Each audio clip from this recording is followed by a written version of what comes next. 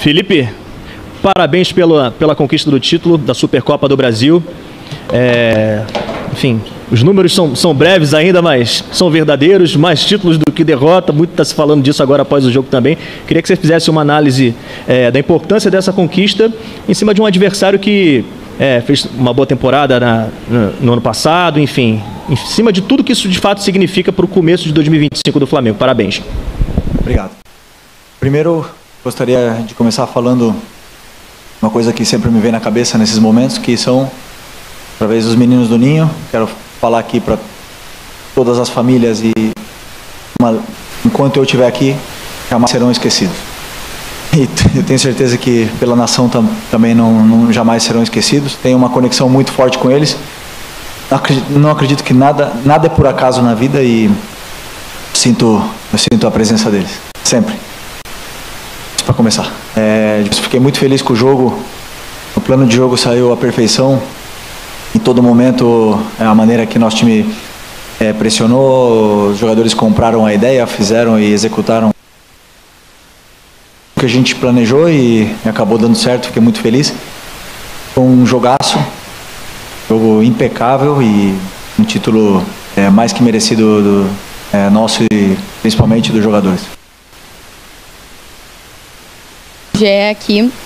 Bom, final, jogo único, clássico carioca, uma pré-temporada nos Estados Unidos, e acho que todo mundo que viu você falando em alguns momentos, né, publicamente, você sempre tratou com muito respeito a Supercopa, né, por mais que talvez seja logo no início da temporada, enfim, eu queria saber se o seu planejamento no início do ano, ele foi feito todo em função dessa decisão, assim, pensando fisicamente, tecnicamente, e ainda um pouquinho entrando nessa questão do Blue, assim, qual é a importância desse título, logo nesse início, assim, você que terminou o ano com um título, seu primeiro título no profissional, e agora já começa 2025, digamos, com o pé direito? Então, a pré-temporada foi toda planejada para dar ritmo e forma física aos jogadores, né? A pré-temporada se viu condicionada pela final e tivemos 3 semanas para preparar. Suficiente para que eles pudessem chegar em plena forma física. Todos os jogadores estão disponíveis para jogar 90 minutos com um risco menor de lesão. E aí é onde eu digo que entrou muito bem o planejamento do preparador físico. Os jogadores estão numa forma física ótima. Hoje a gente viu escorrendo até o último minuto do jogo e praticamente não cansaram. E isso aí nos dá agora uma tranquilidade também, porque temos o Carioca e eu não preciso sobrecarregar os jogadores nos próximos jogos, né? Porque temos jogo quarta, jogo domingo, e eu posso, com o elenco que eu tenho na mão, eu posso ir trocando jogadores e dando minutos para que eles possam manter a forma física até chegar ao brasileiro em perfeitas condições e no melhor momento. Claro que existe uma curva durante toda a temporada, mas está muito bem planejado. Eu confio totalmente no meu preparador físico e na comissão. E por outro lado, sobre o título, não existe nada maior do que conquistar um título com o clube que você ama, né, no futebol. Sou flamenguista desde pequeno. Poder ter a oportunidade de um dia vestir essa camiseta foi um privilégio muito grande. E hoje poder estar liderando esse grupo de jogadores, me sinto muito orgulhoso. Hoje eu me sinto extremamente orgulhoso. E tem um problema, porque a gente só quer mais e mais e mais, e as expectativas aumentam, mas eu tenho muita confiança nesse grupo de jogadores que são espetaculares. Obrigado. Felipe, Monique Danello, TNT Esportes, parabéns pelo título. O jogo de hoje foi decidido mais uma vez pelo Bruno Henrique, que é um cara que sempre gostou muito de fazer gols em clássico desde quando você estava em campo com ele. E o Bruno é um cara que se reinventou ao longo desses últimos anos, né? Ele é um dos poucos remanescentes daquela geração de 2019 e ele vai se reinventando a cada temporada. Hoje ele e o Arrasca se tornam os 2 jogadores mais vencedores desse clube, superando ídolos como o Zico em número de títulos. Eu queria que você falasse sobre a importância de ainda tê-lo no teu elenco e mais uma vez ele decidindo um clássico como o de hoje. Ele é um jogador espetacular. E o que eu mais gosto do Bruno é como ele se sacrifica pelos companheiros, como ele se sacrifica pela equipe em todo momento. Ele corre o tempo todo para a equipe, né? Desde que eu cheguei aqui, o Bruno Henrique teve alguns episódios de aquela expulsão, depois ele só tinha, eu acho que ele já tinha feito um gol de pênalti contra o Criciúma, se eu não me engano, né? E eu falei pro meu auxiliar antes do jogo, eu falei assim, decisão é para os grandes. E o Bruno Henrique ele não é grande, ele é gigante na história desse clube, né? Jogador, como você falou, com mais títulos, ele e o Arrascaeta da história do Flamengo, não é pouco, mas o que mais me impressiona é que eles não perdem a fome de títulos, não perdem a ambição, eles se irritam quando as coisas não saem do jeito que eles imaginam para ser campeão, são os que mais choram quando perdem e os que mais se importam em vestir essa camiseta. Então é muito fácil treiná-los, é muito fácil liderá-los e espero que esse número possa aumentar ainda mais. Felipe, o que mais impressiona a gente também acompanhando esse seu começo meteórico como treinador é também a forma como os jogadores falam de você e o quanto você transmite essa vontade para eles. E é intenso demais, né? Dá para ver também que você é muito intenso ali na comemoração.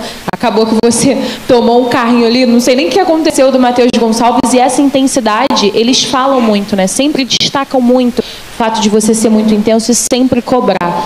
Como é que tem sido essa tua carreira e esse teu momento com esses jogadores? Porque dá para ver que você tem uma conexão muito forte e eles também sentem muito essa tua conexão e intensidade. E queria aproveitar também porque a nota saiu na sexta-feira e acabou que a gente não conseguiu falar. Só para você, se puder explicar rapidamente sobre o Alcaraz, porque falaram que você teve um papo com ele que foi determinante para esse empréstimo, e aí seria bom também ouvir de você. Obrigada. Ok. Essa conexão que eu tenho com eles, provavelmente eu jamais terei em outro lugar, porque ou em outro clube, ou em outro momento, ou em outros anos aqui, mesmo no Flamengo, porque desses jogadores que estão aí, acho que são 27, se eu não me engano, mais o Pedro e o Vinha que ficaram lá, eu joguei com todos menos com 5. Então, o treinador tem essa vantagem, né, esse privilégio. Eu conheço esse vestiário, eu conheço o que se fala aí dentro. Eu conheço quando eles também dão risada de mim lá dentro. Quando eles ou falam mal de mim, eu conheço tudo. Eu vivi no meio deles, eu ri, eu chorei junto com eles. E eu parto com vantagem nesse quesito. E o que eu mais me sinto orgulhoso é que eles compram e eles acreditam no que eu falo 100%. Tudo o que eu peço para eles, eles fazem. Tudo. Também é verdade que eu sou o maior responsável, o máximo responsável. Se as coisas derem errado, será culpa minha. E eles sabem disso e eles compram muita ideia. Agora, é um grupo altíssimo nível. Os jogadores que tem ali dentro, dificilmente veremos, acho que na história do futebol brasileiro é difícil a gente ver um elenco tão forte, tão qualificado como é esse elenco do Flamengo. Então, é um privilégio e um orgulho muito grande de liderar. Sobre o Alcaraz, e aí eu permita-me estender bastante nesse assunto, porque eu li bastante ontem sobre isso, chegaram muitas coisas até mim. E já vou falar do Alcaraz, mas também já coloco outros jogadores que também acabaram saindo, como o caso do Fabrício Bruno, ou mesmo o Davi, o Carlinhos e todos eles, né? Então, eu também coloco o Lohan no meio, que também eu sou muito questionado por ele. Primeiro, para começar, dizer como eu trabalho. Eu olho, me fixo nos pequenos detalhes, em tudo, exatamente tudo o que o jogador me apresenta durante o dia dele, quando ele está trabalhando comigo. Já seja, se ele chega no horário, se ele se esforça no aquecimento, se ele é líder, ou se ele é um líder silencioso, se ele brinca no treino, se ele leva a sério, se ele presta atenção no vídeo. Absolutamente tudo. Se ele se interessa pela fase ofensiva, pela fase defensiva, se ele quer aprender, se ele tem vontade, se ele tem ambição, com quem ele se dá bem, com quem ele não se dá tão bem, com quem são as relações, eu olho absolutamente tudo, de todos eles. E por que eu falo isso? Porque Quando eu falei com o Boto, e a minha relação com o Boto é uma coisa espetacular, porque ele entende perfeitamente o que eu sinto como treinador, porque ele já foi treinador, e nós temos uma sintonia muito grande. Então, quando a gente se conheceu, dia 23 de dezembro, lá em Portugal, a gente falou de todos os jogadores, todos eles, todos. Falamos do Lohan, do Davi, do Fabrício, do Arrascaeta, do Gerson, de todos eles. E eu falei quais que estavam bem, quais que não estavam tão bem, e também expus a ele a minha preocupação em relação ao Alcaraz. Porque o Alcaraz foi uma contratação muito cara. E é meu dever como treinador tirar o melhor rendimento dele. É o meu dever como treinador tirar o melhor rendimento do Lohan e o melhor rendimento do Arrascaeta e de todos eles. Ok, por que eu digo isso? Porque nós podemos falar do Alcaraz do mesmo jeito que falo do Plata. Quando eu cheguei aqui, os dois estavam no banco de reservas. E cada vez que o Plata ia para jogar, já seja na ponta direita, no ataque, na meia, na ponta esquerda, ele potencializava o time, ele melhorava o time. E o Alcaraz não estava tão bem, e eu falava com ele. E ele falava, não, eu sei que eu não estou bem, eu vou melhorar, isso é uma coisa minha. E da mesma forma que eu falo com outros jogadores. E o Plata, cada vez que ele entrava no jogo, ele melhorava. Chega um momento que o Plata, ele arromba a porta do treinador. Ele fala assim, eu vou jogar nesse time aqui. Então não é o modelo de jogo, o jogador pro modelo de jogo. O treinador tem que fazer o modelo de jogo para esse jogador. E quando o Pedro voltar, o treinador vai fazer um modelo de jogo para o Pedro. O time vai se adaptar ao Pedro. Não tenha dúvida que é o melhor 9 do Brasil e nós vamos nos adaptar para ele. Mas o que eu quero dizer com tudo isso? Que eu olho o momento. E se o jogador não fala no campo, não dá. Nada de graça para ninguém, nada, jamais, jamais. Tem que mostrar que ele está no nível para jogar. Como mostrou Michael, que também estava no banco. Como mostrou Everton Araújo, que era o quarto volante, improvisei antes de colocar ele, e ele falou no campo. E o Everton Araújo, o primeiro momento que ele chegou aqui, para mim, ele não se adaptava no meu modelo. E ele é fundamental para mim hoje. Então o jogador, ele fala no campo, ele compra, e eu vou adaptando o time em função das características dos jogadores que eu tenho. A filosofia não muda. Time pressionante, time que é impositivo, que quer dominar o jogo, e tudo isso. Então agora eu já finalizo com... O Alcaraz me chamou na sexta-feira para conversar, pediu, posso falar contigo antes do jogo? Não, quando foi o jogo? Quinta-feira. Ele me chamou de manhã, quinta-feira, e me falou, Felipe, eu tenho quero conversar contigo, eu tenho uma oferta do Everton, e queria saber a tua opinião. Você conta comigo ou você não conta comigo? E eu fui muito sincero com ele, eu falei, você, nesse momento, você está atrás dos que estão na tua posição. Que você pode disputar por posição com o Arrascaeta, mas tem o Gerson que joga aí, você pode disputar de volante, tem 4 volantes. Você está atrás hoje de todos eles. É questão sua querer lutar e brigar por um lugar no time. E ele falou, ok, eu aceito isso, eu sei que eu não estou bem, eu sei que sou eu, e eu vou brigar pelo meu lugar no time. Falei o que eu achava que ele precisava melhorar, os aspectos, uma conversa muito sincera. E ele falou, ok, vou tentar, hoje tem uma oportunidade para demonstrar. Jogou bem e fez o gol. E no outro dia, ele decidiu sair. E eu fico triste, porque eu sinto que é um fracasso meu, o Alcaraz ter saído, o Alcaraz não ter dado certo na minha mão. Mas é verdade que pelo investimento que foi feito, era uma preocupação que eu tinha. Eu falei para o Boto, eu estou preocupado com ele, porque é um investimento muito alto, e eu não estou tirando o melhor rendimento desse jogador. Então a conversa foi muito franca, e ele decidiu partir para o Everton, e acredito que ele possa ser feliz. Mandei uma mensagem para ele me respondeu, e adoro o Alcaraz. Por que ele sempre teve minutos? Porque isso é outra coisa. Um dos jogadores que mais teve minutos entrando no segundo tempo ou jogando desde o ano passado até esse ano. Por quê? Porque ele é daquele tipo de jogador que não desiste, que quer aprender, que tenta e luta e se esforça, e quando a coisa está dando errado ele corre. Então eu insisti nele até o final.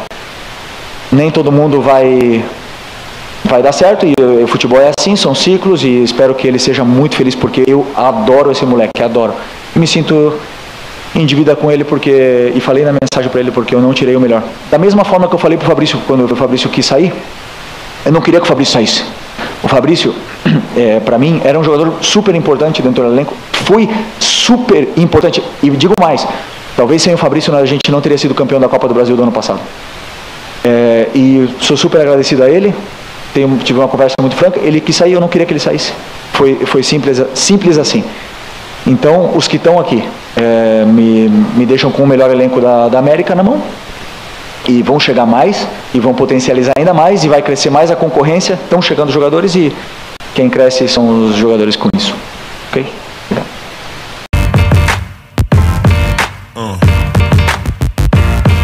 Yeah. Yeah. Yeah. Yeah.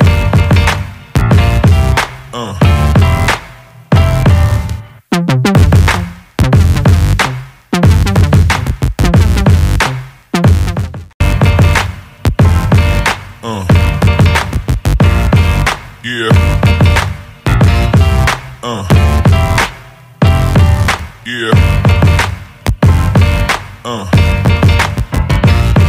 Yeah.